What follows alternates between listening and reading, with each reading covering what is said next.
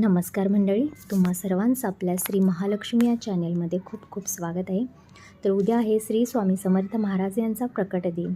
अक्कलकोट निवासी श्री स्वामी समर्थ महाराज यांची प्रचिती अगणित आहे. देशाच्या बाहेरसुद्धा स्वामी समर्थ महाराज यांची प्रचिती गेलेली आहे.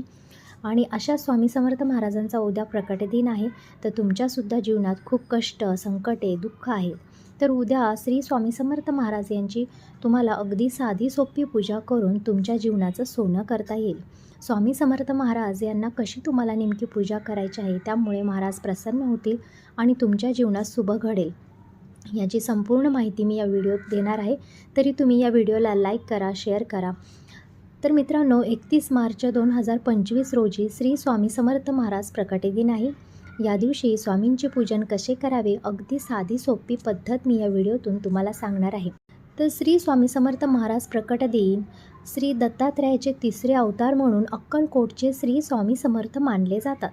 श्री स्वामी समर्थ यांच्या प्रकट दिनाच्या निमित्ताने अक्कलकोटसह जिथे स्वामींचे मठ आहेत, तिथे स्वामींची मंदिरे आहेत, तिथे विशेष पूजा केली जाते. धार्मिक कार्यक्रम, उपासना, नामस्मरण केलं जातं. स्वामी भक्तहीन स्वामी नामात दंग होऊन स्वामींची पूजा करत असतात. स्वामी स्वरूपात तल्लीन होऊन जात असतात. या दिवशी शक्य तेवढी स्वामींची पूजा करण्याकडे भाविकांचा अधिक कल असतो. दररोज नित्यनेमाने नियमितपणे स्वामींची सेवा करणारे लाखो भक्त असतात. परंतु प्रकट दिनाचे औचित्य साधून विशेषत्वाने स्वामींची पूजा केली जाते. दररोज नित्यनेमाने आपण स्वामींची पूजा तर करतच असतो, पण त्यांच्या विशेष दिनादिवशी जर स्वामींची पूजा आपण केली तर स्वामी हे लवकर प्रसन्न होत असतात आणि त्यांची कृपा आपल्यावरती लवकर होत असते. अगदी घरच्या घरी अगदी साध्या पद्धतीने तुम्ही स्वामींची पूजा कशी करू शकता आणि त्यांची कृपा तुमच्यावरती कशी घडवून आणू शकता, याची या व्हिडिओमध्ये आपण माहिती पाहणार आहोत. स्वामी पूजनाची अगदी साधी सोपी पद्धत आहे. तुम्हाला नेमकं काय करायचं आहे, स्वामींना काय अर्पण करावे, स्वामींच्या आवडीच्या वस्तू कोणत्या, याची माहिती पुढे मी देणार आहे. चैत्र शुद्ध द्वितीय हा स्वामी समर्थ महाराजांचा प्रकट दिन मानला जातो. यंदा 2024ला सोमवार 31 मार्च रोजी स्वामी समर्थ महाराजांचा प्रकट दिन आहे. तो भाविक अक्कलकोटला जाऊन आवर्जून श्री स्वामी समर्थ महाराजांचे दर्शन घेत असतात. त्यांच्या जीवनामध्ये स्वामी हमेशा सुखी आणि समृद्धीनं भरून टाकत असतात. स्वामींसमोर लीन होऊन स्वामी समर्थांची कृपा आपल्यावरती व्हावी, यासाठी स्वामी सेवा ते केवळ अक्कलकोटला नाही तर जिथे जिथे स्वामींचे मठ आहे तिथे भाविक त्यांच्या जास्त प्रमाणात जाऊन स्वामींसमोर नतमस्तक होतात. परंतु विशेष संकल्प करून स्वामींची सेवा केली तरच आपल्याला निश्चित फळ मिळत असते. तरी घरच्या घरी अगदी साध्या सोप्या पद्धतीने तुम्हाला स्वामी प्रकट दिन साजरा करू शकता. या दिवशी स्वामींची पूजा करून तुमचे मनोकामना तुम्हाला पूर्ण करता येते. श्री स्वामी समर्थ महाराज प्रकट दिनादिवशी अशी करा पूजा. सर्वप्रथम सकाळी तुम्हाला लवकर उठायचं आहे. नित्य नियमाने जशी तुमची नित्य कार्य असतात त्या पद्धतीने तुम्हाला कार्य करायचे आहेत. सर्वप्रथम तुम्हाला अंघोळीच्या पाण्यामध्ये गंगाजल मिसळून तुम्हाला स्नान करायचं आहे. त्यानंतर आपल्या घराची साफसफाई करायची आहे. अंगणाची साफसफाई करून आपल्या मंदिराची नित्यपूजा करायची आहे. त्यानंतर स्वामी समर्थ प्रकट दिनानिमित्त तुम्हाला विशेष अशी पूजा मांडायची आहे.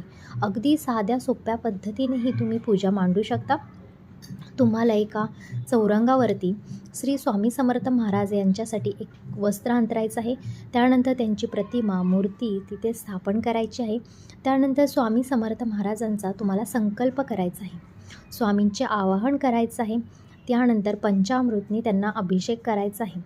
पंचामृत नसेल तर अगदी साध्या पाण्याने, गंगाजलने सुद्धा त्यांना अभिषेक तुम्ही करू शकता. त्यांना नैवेद्य तुम्हाला दाखवायचं आहे. मुख्य अभिषेक झाल्यानंतर त्यांना वस्त्र, गंध, अक्षदा, तुळशीचे पान इत्यादी तुम्हाला अर्पण करायचं आहेत. त्यांना लावायचं आहे. फळे, फुले स्वामींना अर्पण करायचे आहेत. त्यानंतर धूप, दीप आणि नैवेद्य दाखवून स्वामींची आरती करायची आहे. एवढं जरी तुम्ही मनापासून जरी केलं तरी श्री स्वामी समर्थ महाराज हे तुमच्यावरती प्रसन्न होणार आहेत आणि तुमची हर एक मनोकामना पूर्ण होणार आहेत. तुमचा संसार सुखाचा होणार आहे आणि तुमच्या घरी आनंद नांदणार आहे. शक्य असल्यास स्वामींचे श्रोत बोला, मंत्र बोला. असं केल्याने तुमच्या जीवनात जे काही पैशा पाण्याचे संकट आहे ते देखील दूर होणार आहेत. यथाशक्ती तुम्हाला या दिवशी दान करायचं आहे. आपल्या जवळच्या मंदिरामध्ये तुम्हाला जायचं आहे. तिथे सुद्धा या दिवशी स्वामींसाठी विशेष असे प्रोग्राम ठेवलेले असतात. त्यामध्ये होम असतं, हवन असतं. तिथे तुम्हाला सहभागी व्हायचं आहे. तिथे भोजन देखील ठेवलेलं असतं. तो स्वामींचा प्रसाद तुम्हाला या दिवशी आवर्जून खायचा आहे आणि स्वामींना तिथे दानदक्षिणा थोडी का होईना तुमच्या यथाशक्तीने तुम्हाला देऊन मगच घरी यायचं आहे. असं केल्याने देखील स्वामींचा आशीर्वाद चांगल्या पद्धतीने तुम्हाला लाभत असतो. त्यानंतर आपापले कुळाचार, कुळधर्म, परंपरा यांचं पूजन करत षोडशोपचारे आपल्याला स्वामींची पूजा करायची आहे. स्वामींची आरती ही या दिवशी तुमच्याकडून झालीच पाहिजे. तर स्वामींचा जो काही प्रसाद आहे तो घरातल्या सर्वांना मिळून तुम्ही खाल्ला तर त्यांचा देखील परिणाम घरातल्या सर्वांवरती होत असतो आणि सगळ्यांना यश प्राप्त होत असतं. तर अशी पंचोपचारी पूजा तुम्हाला करायची आहे. विशेष म्हणजे स्वामींना आवडतील अशी फुले तुम्हाला अर्पण करायची आहेत. स्वामींच्या आवडीचे पदार्थ जे नैवेद्यामध्ये आपण त्यांना अर्पण करणार आहोत ते सुद्धा या दिवशी तुम्ही त्यांना देऊन त्यांचा आशीर्वाद प्राप्त करू शकता किंवा स्वामींना प्रसन्न करू शकता. भक्तिभावाने स्वामींची पूजा करा. सर्वात महत्त्वाचे म्हणजे पिवळ्या रंगाचा समावेश या दिवशी जास्तीत जास्त करा. मग फुले असतील, गोडाचा पदार्थ असेल, पिवळ्या रंगाची मिठाई असेल, हे आवर्जून स्वामींसाठी घेऊन जा. त्यामुळे स्वामी समर्थ हे तुमच्यावरती प्रसन्न होणार आहेत. किमान 108 वेळा या दिवशी स्वामी समर्थ मंत्राचा तुम्हाला जप करायचा आहे. 108 वेळा शक्य नसेल तर जितका तुम्हाला जप जमेल तितका तुम्ही केला तरीही चालेल. स्वामींच्या लीला अगाध आहेत. स्वामींचा थांग कोणालाही लागू शकत नाही. स्वामी आपल्यावर कधी कृपा करतील हे कोणी सांगू शकत नाही.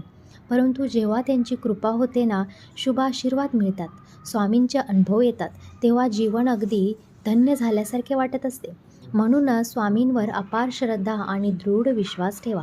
स्वामी नक्की शुभ करतील अशी अढळ श्रद्धा कायम ठेवा. स्वामी महाराजांप्रती केवळ नम्र, शरणागत आणि समर्पण भाव ठेवा. स्वामींवरील निष्ठा आणि श्रद्धा कधीही कमी होऊ देऊ नका. स्वामींवर विश्वास ठेवून सतत नामस्मरण आणि स्वामी सेवा करत राहा. तर अशा पद्धतीने जर तुम्ही स्वामी सेवा केली तर नक्कीच तुमच्या जीवनामध्ये स्वामी समर्थ हे धन, वैभव आणि समृद्धी घेऊन येतील. तुमच्या घरामध्ये कधीच कशाचीच कमी पडून देणार नाहीत. स्वामी समर्थ महाराज हे तुमच्या घरामध्ये वास्तव करतील जर तुम्ही अशा पद्धतीने स्वामी सेवा केली तर. स्वामींना हमेशा बेसनाचे लाडू, पेढे, जिलेबी अशा पद्धतीने तुम्हाला नैवेद्य तुम्ही त्यांना घेऊन जाऊ शकता. त्यानंतर त्यांना स्वामी समर्थ महाराज यांना तुळस, बेल, जाई, जुई, चाफा, मोगरा, गुलाब आणि कनेर यांसारखी विविध फुलं हे आवडत असतात असं मानलं जातं. त्यामुळे असं जर तुम्ही स्वामी समर्थ महाराज यांना नैवेद्य, फळे, फुले दाखवले मंडळी, अशा पद्धतीने उद्या तुम्ही श्री स्वामी समर्थ महाराज यांची पूजा घरच्या घरी अगदी साध्या पद्धतीने करून स्वामी समर्थ महाराज यांना प्रसन्न करा. मंदिरात जाताना एक नारळ तुम्ही घेऊन जावा आणि तुम्हाला महाराजांसमोर नतमस्तक होऊन त्यांना नमस्कार करून तुमची मनोभावे प्रार्थना करून तुमचं इच्छित फळ तुम्हाला मागायचं आहे. या दिवशी मागितलेलं फळ कधीच वाया जात नाही. तुमच्या मनासारखं उद्या नक्की घडेल. तुम्ही नक्की स्वामींची अशी पूजा करून बघा.